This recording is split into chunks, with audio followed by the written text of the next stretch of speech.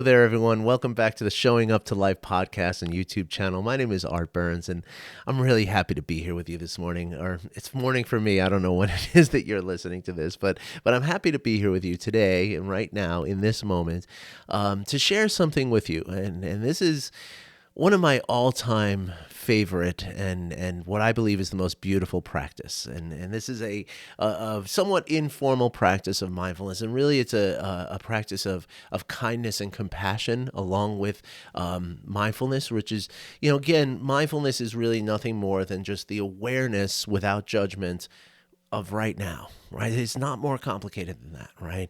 But in that awareness of right now, mindfulness asks us to lean into the kindness and the caring that we possess for right now. And this is really our, the way we're made to be, right? That whenever we're feeling well, and this is not just some woo woo, opinion based kind of thing that I'm giving you here. I mean, Dan Siegel on his Mindsight Institute, Dan Siegel, world renowned neurobiologist and psychologist and teacher and writer and author and just generally amazing guy. On his Mindsight Institute out in California, he has a quote on the wall that says integration, and he's referring to integration of the brain and the nervous system, integration made visible is kindness and compassion. Right. This is also reflected in the way that we have, the mirror neurons in our brain that allow us to feel each other and to experience each other's experiences. The way that our brains and our nervous systems and our vagus nerve resonate with each other, so that when we're talking with each other, our heartbeats will sync up with each other, right? These are all scientifically measured things, and it shows that we are made to be wired for, or we are wired, pardon me, to be connected to one another. It's the way it's supposed to be. And so when I was not the way it's supposed to be, the way we are made to function, let me put it that way, because nothing's supposed to be anything, right? That's the whole point of all this work, is that we bring a curiosity and we say, it's not supposed to be this. I want to know, what is it, right? I'm not trying to label it with judgment as we talked yesterday, but rather I'm applying curiosity to ask, well, what is this thing that's happening in this moment, right? And but again, it's very clear to see that this sense of connection is something that is indicative of our health. It's not only a sign of proper and healthy being, but it's also a function, a manner in which we can arrive at health, right? Because as I asked Dan Siegel, many of you have heard this story before. I asked Dan in a call that I was in one-on-one, and just like on a video call, I said, so if integration made visible is kindness and compassion, meaning kindness and compassion are the result of integration, well, then what happens when we practice kindness and compassion? Does that cultivate and promote integration? And he's like, that's the most important question anybody's asked today. And he said, yes, yes, yes. That is true. That is what we got to start looking at. That as we behave and we cultivate the intention of kindness and compassion, as he calls it, the universal positive regard, that promotes a well-being within us. And then that well-being promotes further compassion and kindness, and it becomes this beautiful resonating feedback loop of health and well-being. Does this sound like something you want? It sounds like something I want. I already practiced this, and I'm welling up with tears at the beauty of how this can work for us. But now let's look at the other end of it, right? Anytime that we're feeling stress or negative emotions, or have the storm of thoughts going through our mind and telling us how horrible things are and how awful we are and how what a failure and all this negative self-talk and catastrophizing of our mind and thoughts, anytime we're feeling that stuff, if we were to reflect, and if we were able to step back in that moment and reflect and notice and inspect and investigate, we would find that in those moments we are feeling very isolated. We are feeling not connected. We are feeling not kind and not compassionate. We're feeling self-absorbed and self-focused and even self-obsessed on certain levels. And so I was just talking to somebody and she was talking about how, the morning routine, right? That when we wake up in the morning and we just get into this, like, the way it happens for me is that it's always quiet when I first wake up, right? I mean, this is how it used to be for me, I should say. And when you first wake up, it's like, I'm awake. You don't, the wild thoughts and the storm of self-talk hasn't started yet, right? It takes a couple of seconds, right? But then, there's that thing at work, and there's that thing with my friend, and there's that fight I had with my girlfriend, and there's this, and there's the money, and then there's the health, and then there's the car, and I gotta get new tires, and my brakes, and the gas, and the bills, and the da-da. And all the while, we're sitting there getting dressed because we know we got to go to work. We're brushing our teeth. We're, gulping down a coffee and eating a English muffin or something like that while we're going through all this, right? And so then by the time we get to work, it's like we're already, tense and like a spring and ready to, just boing, right? Of course, I'm being, comedically, silly and outrageous about this example, but I don't know. Maybe it's not that far from the truth for some people. I know it's not that far from the truth for me. It's how it used to be all the time for me. And so that's why when I read about this practice, and I don't think I didn't read about that. It was something I read from Thich Nhat Hanh that cultivated the inspired the thought for this practice. I think that's how I came up with it. I honestly don't remember. So if somebody knows that somebody else did this practice, then maybe I learned it from them. So please accept my apology. I'm not trying to plagiarize here. Okay, but this is a practice I've made my own, and it's one that I want to share with you right now. Okay, so. So when I say Thich Nhat Hanh, right, one of Thich Nhat Hanh's main messages and the thing that he always came back to, and of course it's not just him, this is a Buddhist concept, of course. I'm not a practicing Buddhist, I'm not a teacher of Buddhism, but Thich Nhat Hanh is my guy. I actually keep a book of his right here on my desk all the time. It's the Pocket Thich Nhat Hanh. You can see that it's been well weathered. Some of the pages are falling out, but I keep this on my desk like a pianist keeps a bust of Mozart, right? On the piano. And I also I read from this book every week in our Wednesday meditation and in a meetup group. If you want more information from that, I'll put a link in the description. But anyway, one of the main driving messages that Thich Nhat Hanh, just continuously comes back to is the concept of interbeing, right? This is so important. It's so important. Again, the concept is that the reality is that we're made to be communal, right? As mammals, this isn't just a human thing. This is every mammal on Earth, right, is made to be connected to other mammals, right? It's in our functioning, right? And so when we consider and we cultivate an awareness of interbeing, it is to say that, the way Thich Nhat Hanh talks about it, and the way, I guess, the Buddhist concept of it is that, like a table, right? A table is made of non-table elements, right? The wood, right? The iron that made the nails, the whatever made the glue, right? These things are elements that aren't the table, right? Although they are, right? The table's made of wood and iron nails and glue, right? But then we can take another step and we can say, well, the wood has the sun in it, and it has rain in it. And it has the guy who cut down the tree. It has his, as Thich Nhat Hanh says, his daily bread is in there, right? So his lunch is in this table. Without that guy's lunch, this table could not be this table, right? And so the concept of interbeing, and I really encourage you to journal about this, think about this while you're walking down the street. Notice, like, I remember when I first started cultivating this, or cultivating an understanding of this concept. I would walk down the street and I'd see a building, and a brick wall was no longer just a brick wall, right? The brick wall was like this man who toiled and was proud of his work, and carried this strength and beauty in his work.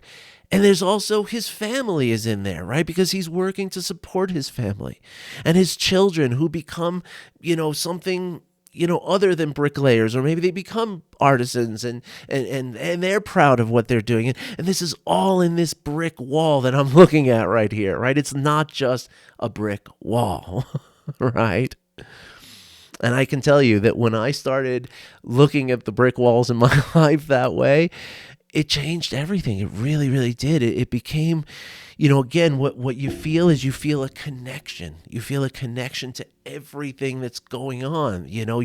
Because you are part of everything that's going on. It's not you're in something else. You are something else. You are the universe, right? You are your environment.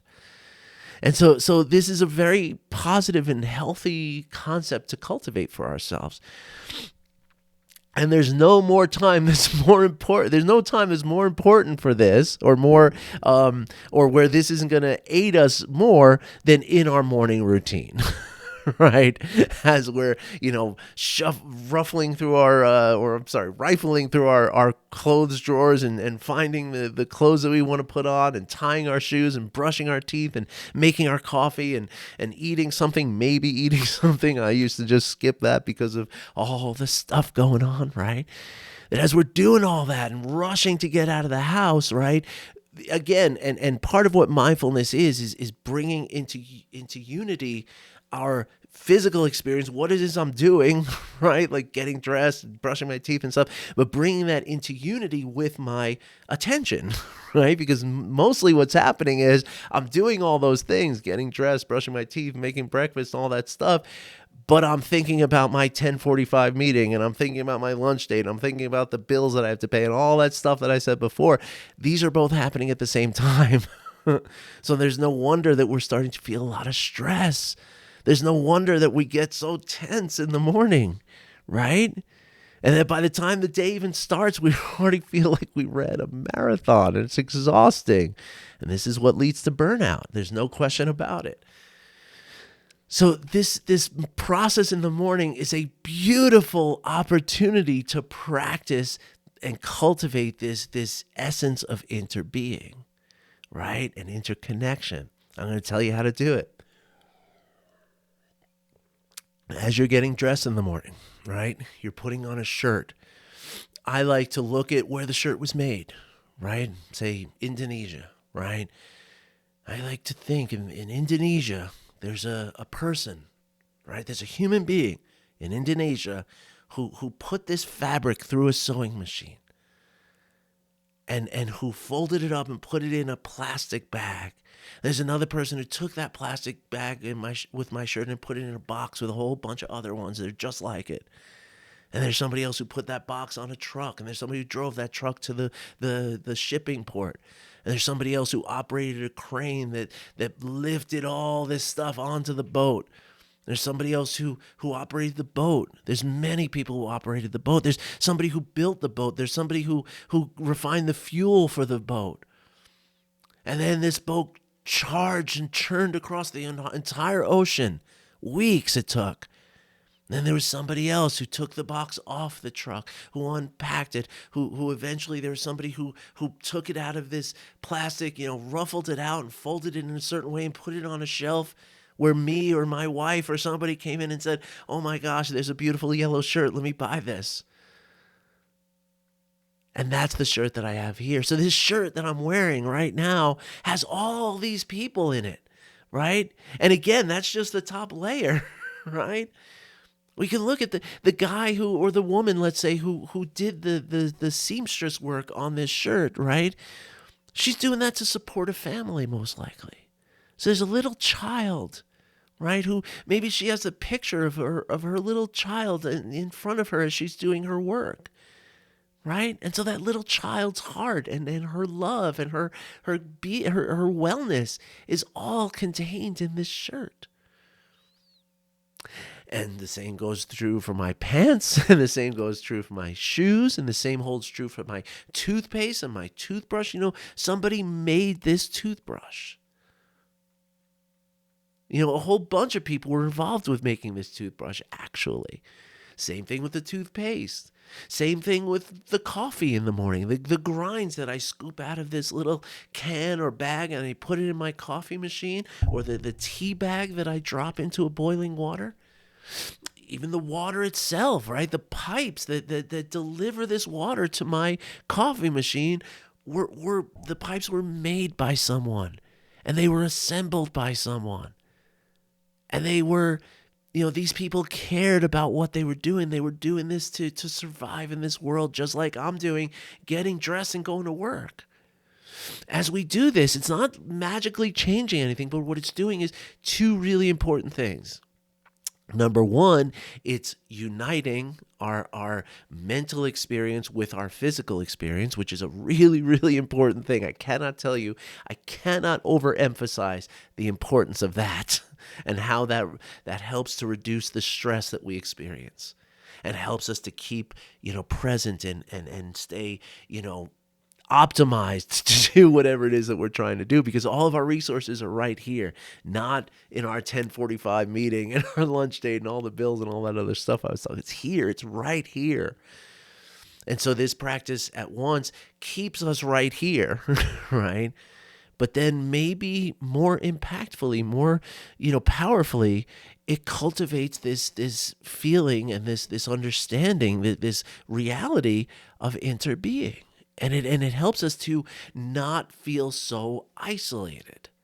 Now, of course, the next iteration of this practice, once I've recognized that, wow, this person who stitched this shirt together, she got up this morning and, maybe before it was even light out, and she's here, she's working hard to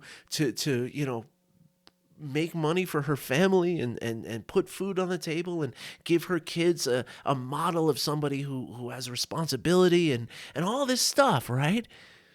So now the next step is to allow some kindness, to allow, like, wow, I care about this woman who's literally on the other side of the earth from me, thousands and thousands and thousands of miles away, but I care for her. I offer her kindness from my heart. Remember what Dan Siegel told me, right? That as we practice kindness and compassion, we cultivate integration of our brain. And when we cultivate integration in our brain, we're simply performing better, whatever it is we're doing. Whether it's a day off with your children or it's the most important and stressful meeting you've ever had in your life as a career, in your career. And everything in between. That it cultivates this sense of wellness, this sense of presence. And that's always beneficial to us, always. And this is what an amazing opportunity every morning to practice mindfulness without stopping anything, right? Notice I'm not telling you, you're going to keep getting dressed. It's not like you have to stop and close your eyes and get into the lotus position, right? You're just doing it as you're doing what you're doing. And that's the most beautiful. That's my favorite part of any practice, is that something that we can do, in the flow of what we're already doing. Because at that point, what we do is we cultivate this sort of habitual skill in which it's not like we have time where we're practicing and time where we're not practicing.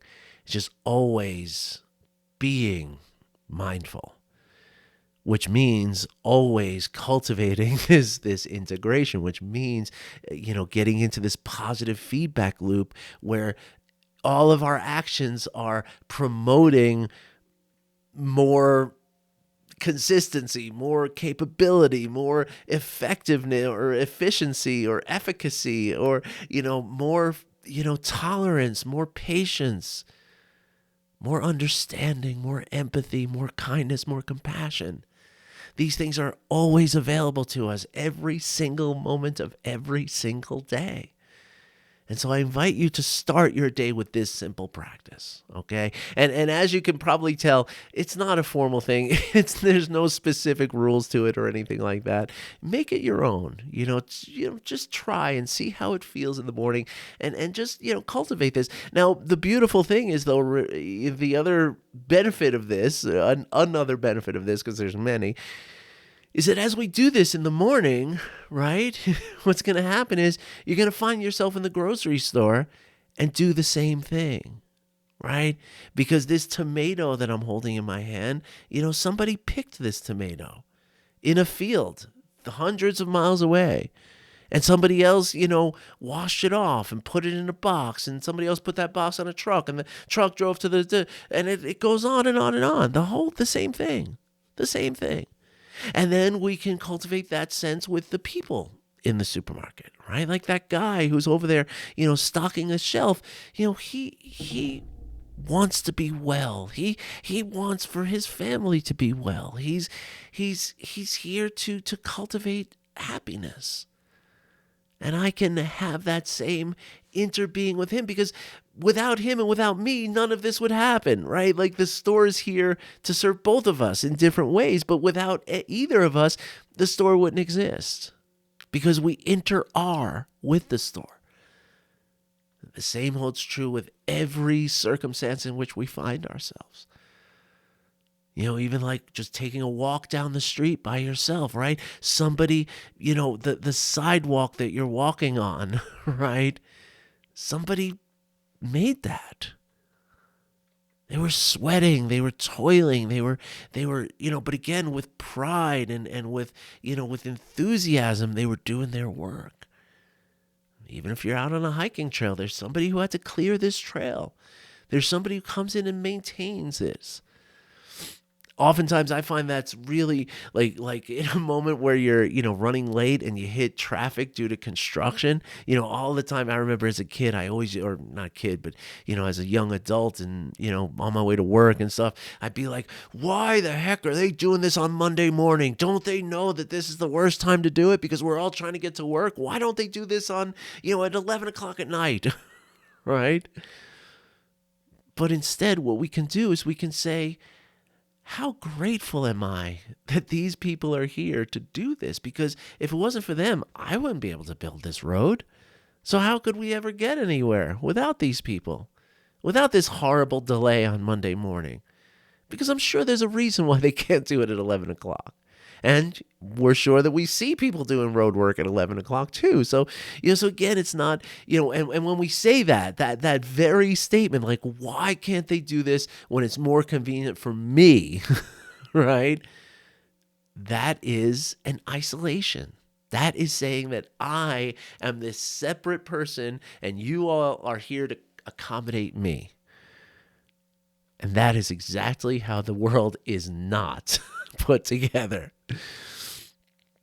So instead, when we recognize that there's these people and that they, again, that interconnecting, interbeing, it promotes gratitude. It promotes appreciation. It promotes love. And so now you wave to them as you're passing by, because they don't want to be there either. They're hot. It's Monday morning. They know people are pissed off. They see all the traffic. They're smelling the fumes, But this is us. This is our civilization. This is what's required. And so we can have gratitude and appreciation and kindness and love for these people. So anyway, I hope you enjoyed that. I hope you find this helpful.